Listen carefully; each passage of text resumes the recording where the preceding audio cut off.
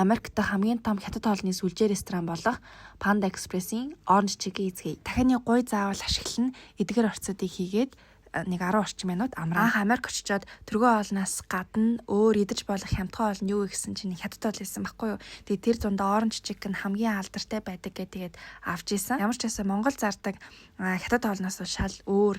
Монголд ч нэг sweet and spicy chicken яг солонгослолтой гэхдээ ийм трендинг илүү түгээмэл амт байдаг бол яг энэ Orange Chicken болохоор нэг ийм sweet and sour буюу чихэрлэг хэрнээ эсгэлэн амттай. Та хэд оранжны шүүс ашиглаж болно.